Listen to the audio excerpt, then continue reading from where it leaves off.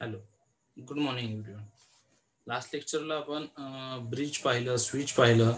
आता आपण पाहणार आहोत आपण रिपीटर्स. रिपीटर्स काय प्रकार आहे. सो आता पहिलं वाचून घेऊया की रिपीटर्स म्हणजे काय. Another mostly use network connecting device is repeater. In the OSI layer, repeater work as the first physical layer. It is a low-level device of transparent nature. It cannot distinguish between the data and noise. When there is noise in the process of communication, it amplifies with the data. So repeaters is a signal amplifier used to amplify low signal to high signals. आता याचा meaning काय होतो, तर repeater काय काम करतो, जसं काल आपण बघितलं की स्विच थ्रू आपण सपोज लॅन आहे, तर लॅन आपण स्विच थ्रू काय केलंय की वेगवेगळ्या लॅन्स त्याच्यातून कनेक्ट केलेल्या आहेत. आता प्रत्येक लॅनला एक बँडविड्थ दिलेलं असतं.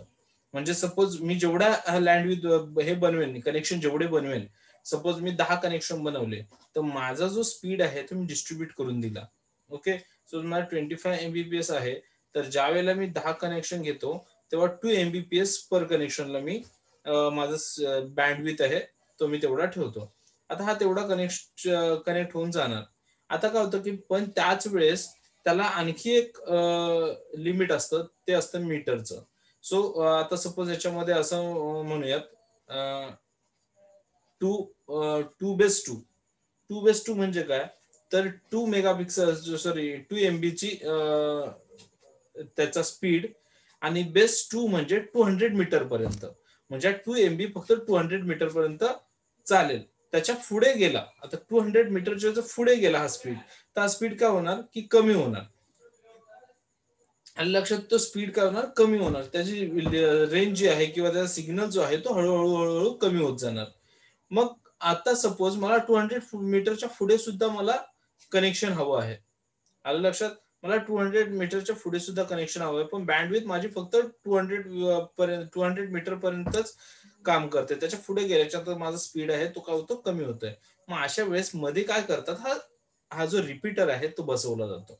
रिपीटर काय काम करतं, मग जर 200 मीटर पर्यंत सिग्नल वीक होतं, 300 मीटरला हा रिपीटर बसवला, तर पुढचा जो सिग्नल आहे 200 मीटरच्या पुढे जो आहे पुन्हा 200 मीटर, हा रिपीटर काय करतो, तेवढा स्पीड पुन्हा पुढे 200 मीटर ट्रान्सफर करतो.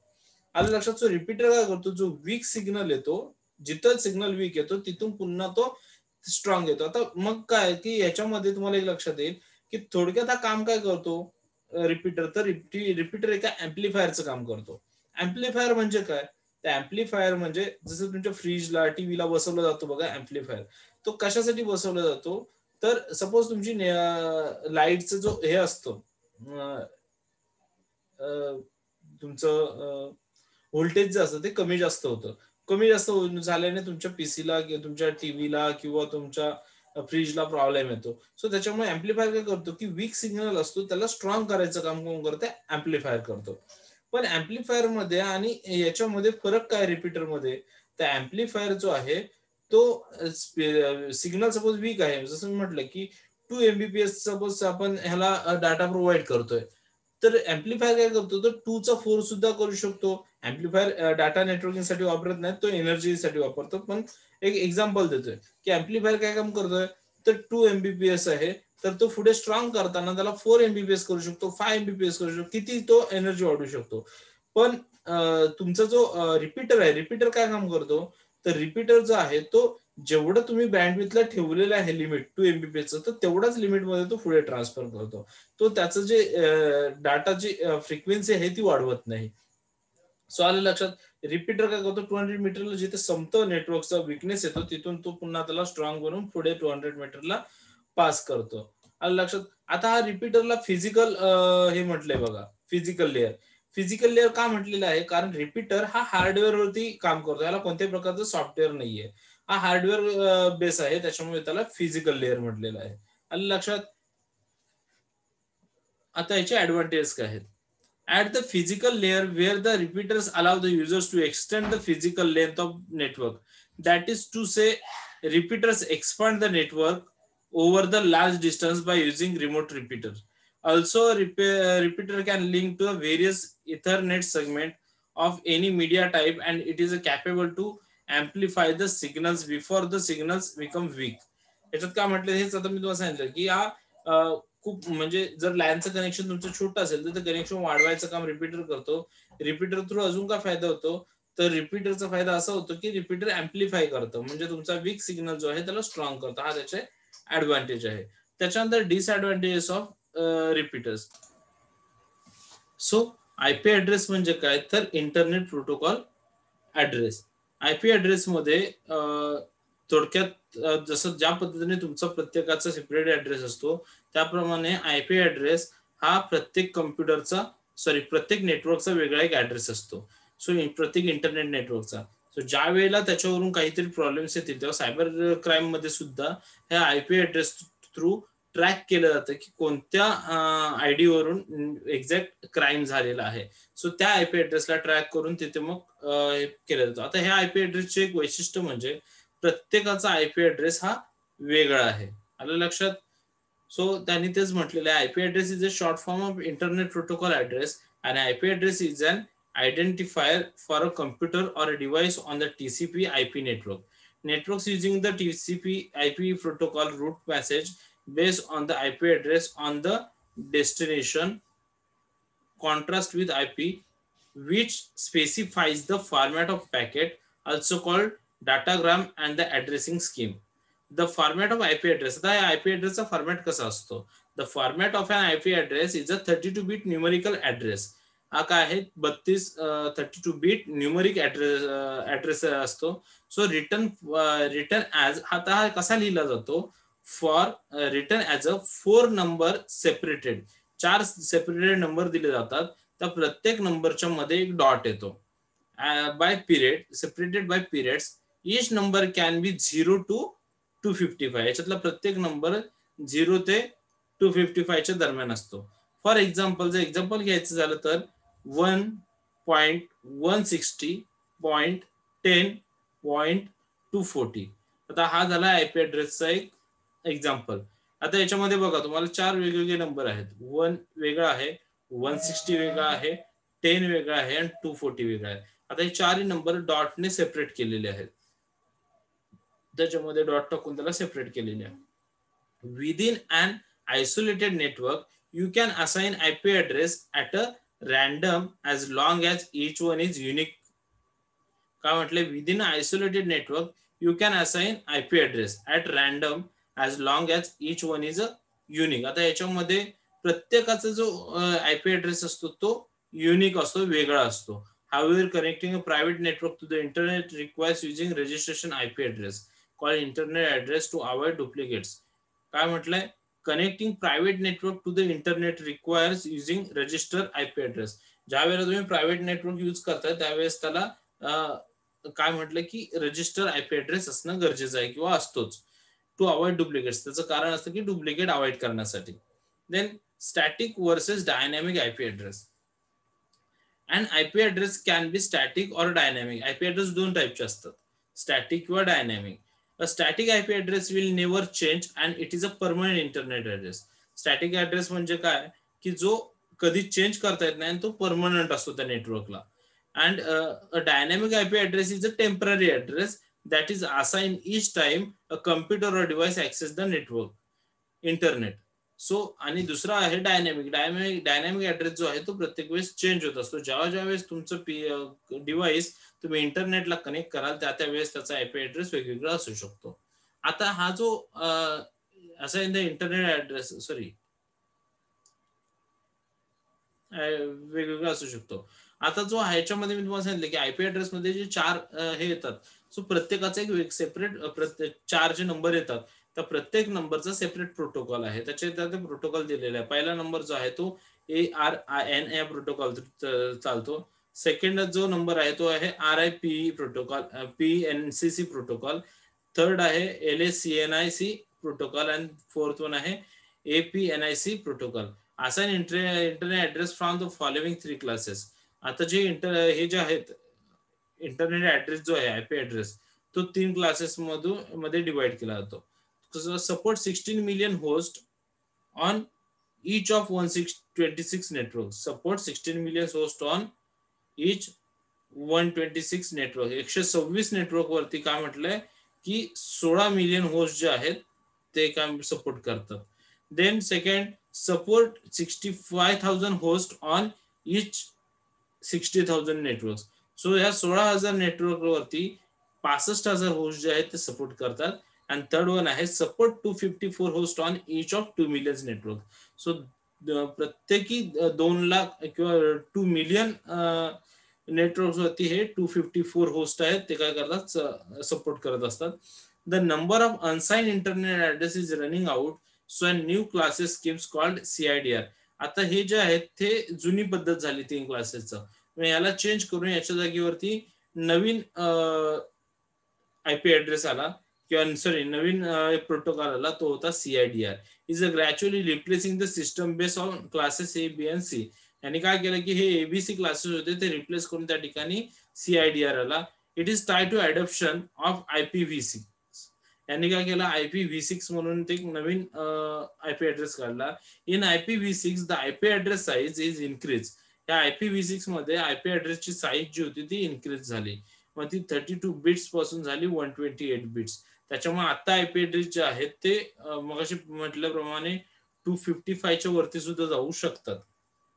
Then how to identify the IP address of my computer. To view your IP address you can use the इनकॉफिंग कमांड लाईन. आता ही जे काय आयपी कन्फिगर म्हणून एक कमांड लाईन आहे ती यूज करावी लागते कमांड प्रॉम्प्ट मध्ये. Incoming display all current TCP IP network configuration value and refreshes. याच्यामध्ये काय TCP IP network configuration values and refreshes सगळे जे आहे ते तुम्हाला पाहायला मिळतं. मग हे जे आहे हे कशा पद्धतीने सर्च केलं जातं किंवा कशा पद्धतीने आयपी ऍड्रेस बघितला जातं, तर तुम्हाला आधी त्यासाठी जावं लागतं इथे कमांड प्रॉम्प्टला. कमांड प्रॉम्प्टला गेल्याच्या तिथे टाईप करायचं IP कन्फिग आणि एंटर मारायचं. IP कन्फिग म्हणून एंटर मारलं की तुम्हाला इथे IPv6 ऍड्रेस जो म्हटला तुम्हाला मग अशी IPv6 ऍड्रेस तो तुम्हाला इथे दिसतो. मग अशी तुम्हाला म्हटलं होतं की हा मोठा असू शकतो, कारण IPv6 काय म्हटलं तुम्हाला मग अशी मी तुम्हाला सांगितल्याप्रमाणे बघा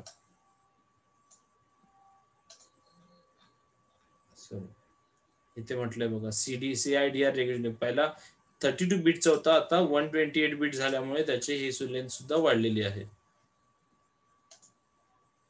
आणि जर जुन्या टाईप मध्ये तुम्ही बघायला गेलात, तुम्हाला ओल्ड टाईप मध्ये जर बघायचं असेल तर ओल्ड टाईप मध्ये हा बघा IPv4 ऍड्रेस आहे 192.168.43.230. हा जुन्या टाईप मध्ये आहे, म्हणजे क्लास टाईप आपण पाहिलं. सो अशा पद्धतीने हा ऍड्रेस सर्च करता येतो. अदरवाईज सेकंड स्टेप सुद्धा त्यांनी दिलेली आहे याच्यामध्ये, की इथे तुम्ही तुमच्या गुगलला जाऊन इथे गुगलला सर्च करू शकताय what is my IP address. इथे तुम्हाला तुमचा आयपी ऍड्रेस दाखवेल बघा, दिसला. सो अशा पद्धतीने सुद्धा तुम्ही आयपी ऍड्रेस तुमचा सर्च करू शकता. देन नेक्स्ट पार्ट येतं domain name. So domain name म्हणजे काय ते आता पाहूयात आपण.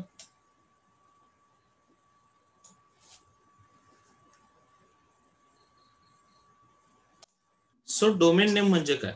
अ domain name of your website. Before you can run a website you will need to domain. Domain name म्हणजे तुमच्या वेबसाईटचं नाव, name of your website. Before you can run website, ज्यावेळेला तुम्ही एखादी वेबसाईट बनवत असाल तेव्हा तुम्हाला डोमेनची गरज असते. It is not something physical that you can touch or see. की हे काहीतरी फिजिकल गोष्ट नाहीये जी की तुम्ही बघू शकता किंवा टच करू शकता.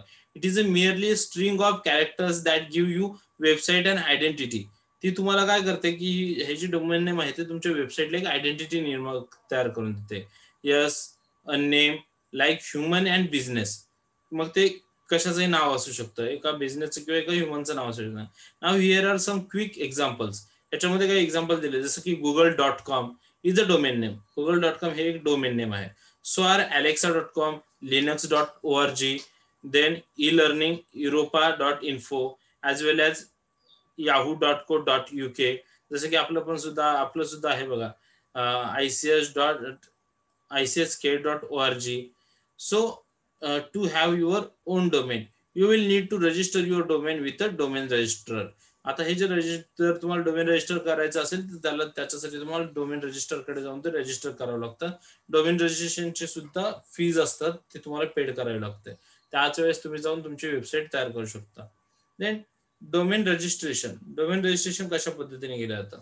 Domain registration is a process of registering a domain name which identifies one of more IP address with a name that is easier to remember and use in URL to identify particular web pages. The person of business that register domain name is called the domain name registration registrant. आता domain name म्हणजे काय? तर domain name म्हणजे तुमच्या वेबसाईटचं नाव. So ते बनवत असताना ते की इझी त्याच्याने काहीतरी आयडेंटिफाय होईल की जे की वाचायला इझी पडेल. सो अशा पद्धतीचं नाव सिलेक्ट केलं जातं आणि तुमच्या त्या वेबसाईटला दिलं जातं की ज्याच्या नावावरून त्या वेबसाईटचा अंदाज आला पाहिजे किंवा त्या वेबसाईटमध्ये एक्झॅक्ट काय असेल हे समजेल.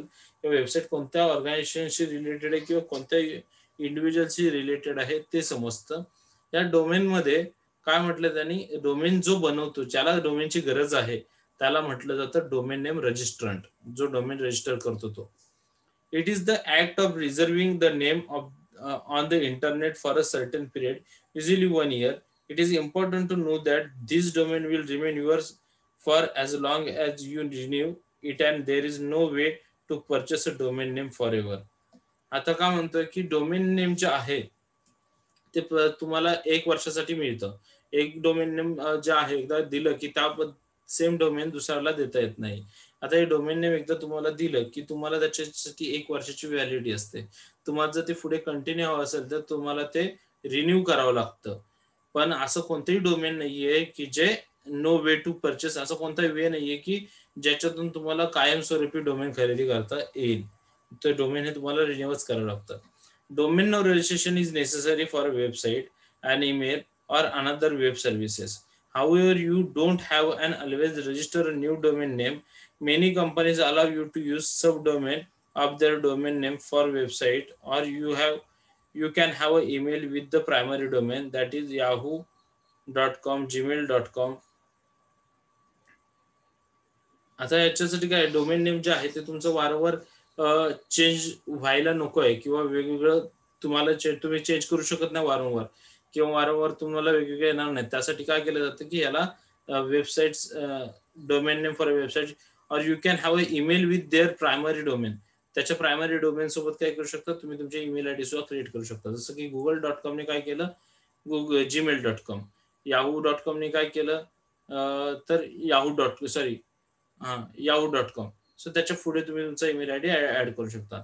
The most important thing about the domain name registration is that is gives you personality and recognized identity. Once you register a domain name, the information about your owner is publicly available. एकदा तुम्ही domain name register केलं, domain name तुम्हाला identity बनवून देतं तुमचं. आणि domain name एकदा register केलं की तुमचं जी ओनरची जी माहिती असेल ती पब्लिकली अवेलेबल होते डोमेनमुळे. The price for a domain name registration varies greatly on the extension. For example, the most common .com is the most affordable one. आता मोस्ट कॉमन .com म्हटलं तर त्याला जास्त पैसे, affordable one. while some countries specifies domain name extension are 5 times more expensive. For detailed information about domain name price, please contact our customer care via phone or chat, or check out the price in your customer area.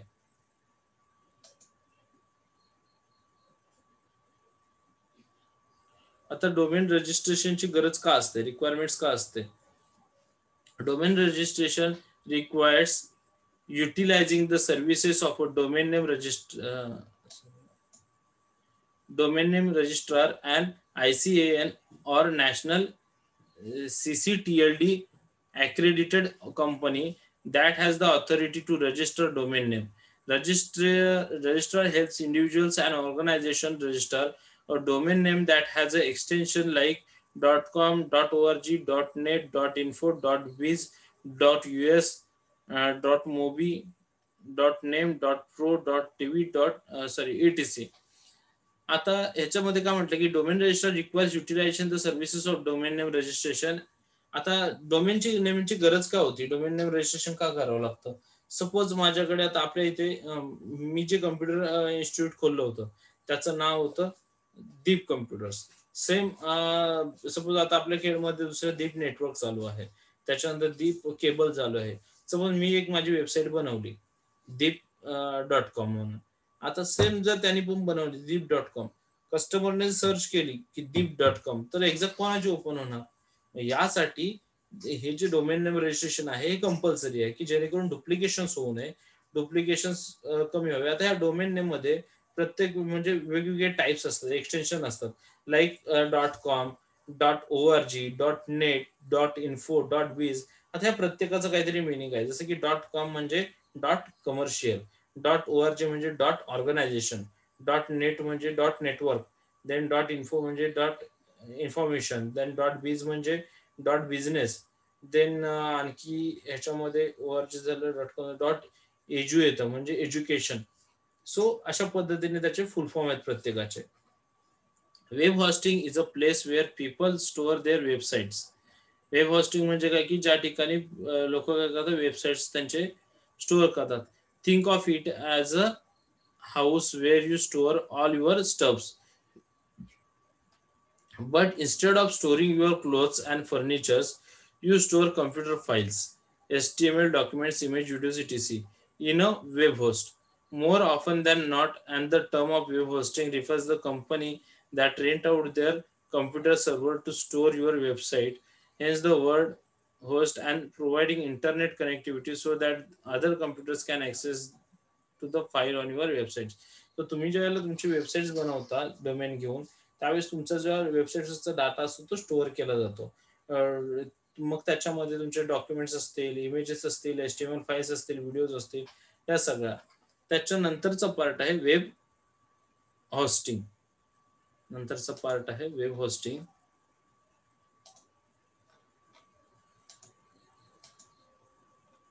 तर web hosting म्हणजे काय ते बघूयात आपण. Web hosting, what is mean by web hosting, बघूयात आपण काय म्हटलं ते. Web hosting is a place where people store their websites.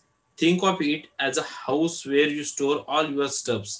But instead of storing your clothes and furnitures, you store computer files, HTML documents, images, videos, etc. in a web host. More often than not, the term web hosting refers to the company that rent out their computer servers to store your websites.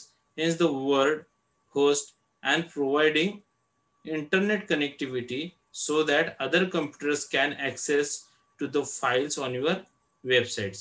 Web hosting refers to the server that hosts your websites or the hosting company that rent that server space to you. When we talk about data center, we mean the facility that is used to house the servers. A data content could be a room, a house, or a very large building equipped with redundant or backup power supplies, redundant that communication connection, environment controls, that is air conditioner, fire suspension, and security devices. This is a server, the name of the model Dell आता याच्यामध्ये दिलेलं आहे. Okay, so data web hosting म्हणजे exact काय, तर web hosting म्हणजे ज्या तुमच्या घराप्रमाणे, जसं घरामध्ये आपण आपलं घर म्हटल्याच्यानंतर आपण त्या ठिकाणी सगळ्या पद्धतीचे साहित्य आणून ठेवतो, त्याच पद्धतीने वेब होस्टिंग म्हणजे वेबसाईटचं घर.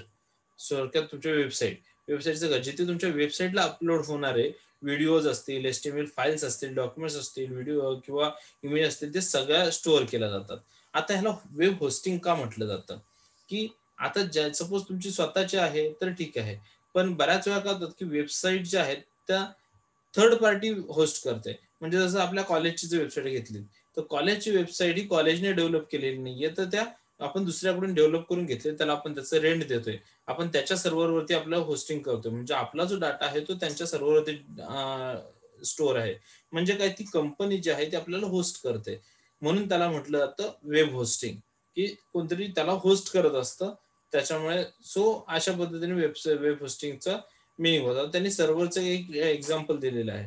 दिस is a server, the name of this model. आता इथे एक सर्व्हर दिलेलं आहे बघा त्यांनी, Dell 463.6080 server. It looks and works like a desktop at your home. हा तुमच्या डेस्कटॉप सारखा दिसतो घरच्या, just slightly bigger and more powerful. पण हा काय की त्याचे हे मोठं आहे आणि जास्त पॉवरफुल आहे. This is how the data center look like from a inside. This is how a data center जे आहे ते अशा पद्धतीने दिसतं inside. Basically it just a cold room filled with the लॉस्ट ऑफ बिग कम्प्युटर्स. इथे खूप मोठमोठे कम्प्युटर्स जे आहेत ते स्टोअर केले असतात कारण तिथे डाटा असतो तुमचा. Then shared hosting. Shared hosting म्हणजे काय? In shared hosting, one website is placed on the same server as many other sites, ranging from a new hundreds or thousands. Typically, all domains may share a common pool of server resources such as RAM and the CPU. As cost is extremely low, most websites with moderate traffic level running standard software are hosted on this type of server. Shared hosting is also widely accepted as the entry level hosting option as a required minimum technical knowledge.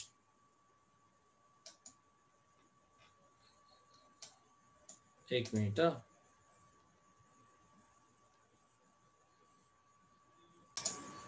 आता share hosting म्हणजे काय?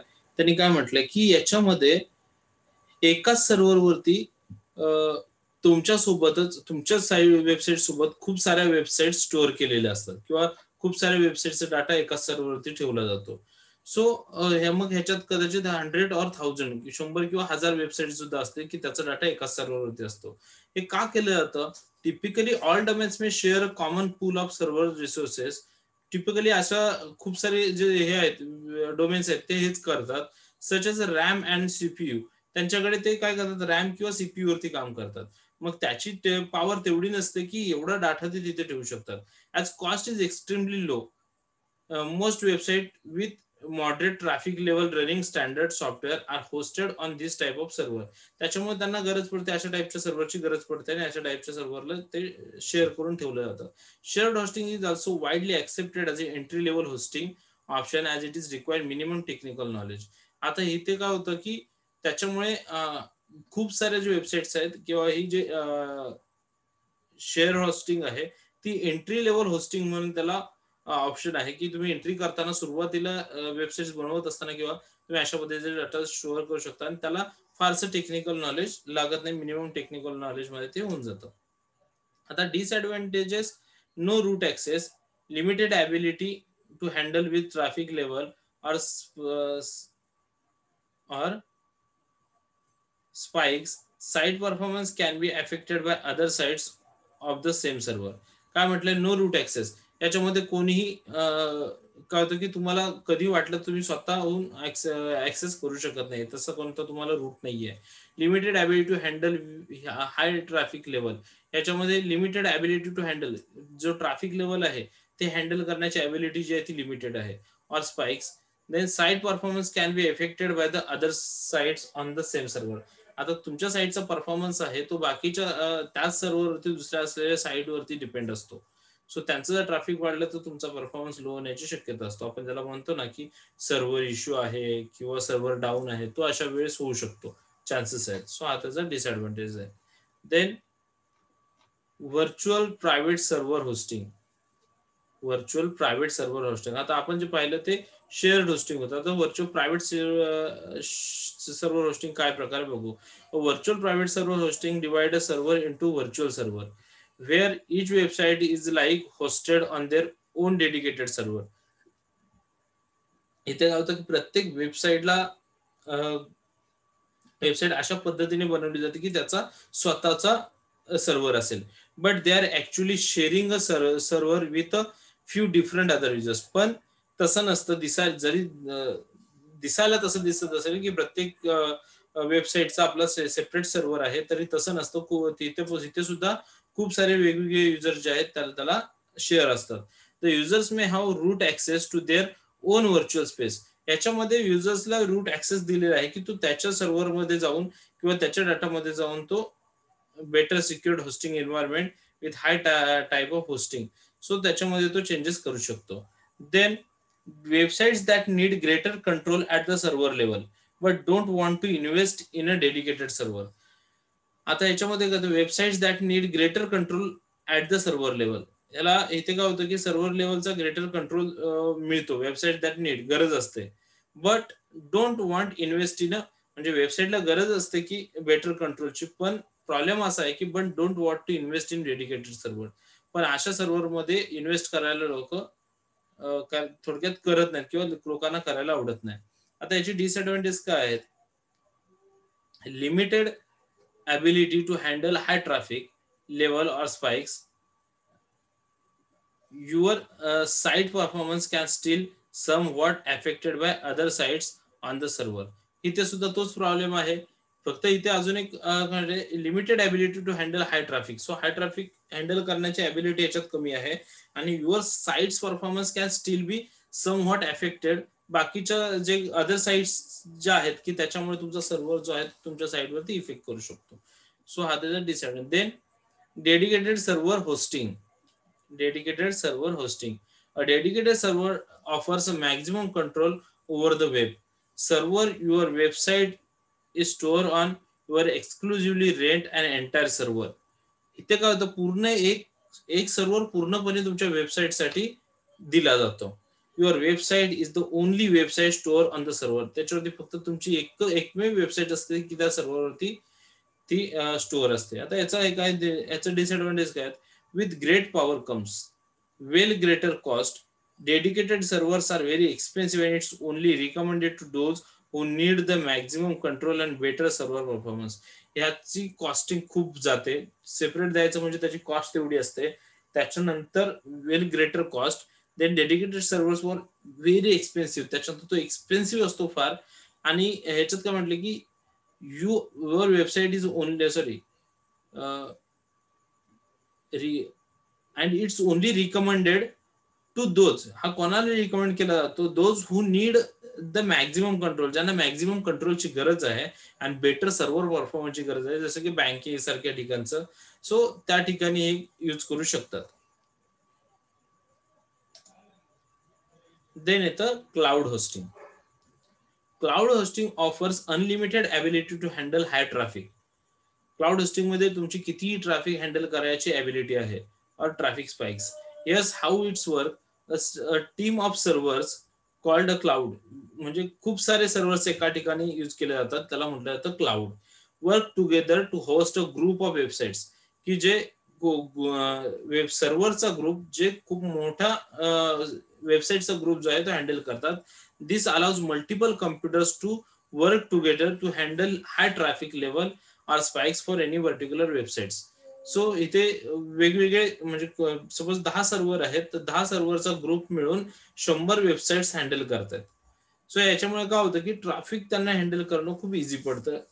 Then मग ह्याची disadvantage काय? Many cloud hosting setup do not offer root access. आता याच्यात route access तुम्हाला दिला जात नाही. कस्टमर युजर जो आहे तो त्याच्यात ऍक्सेस करू शकत नाही.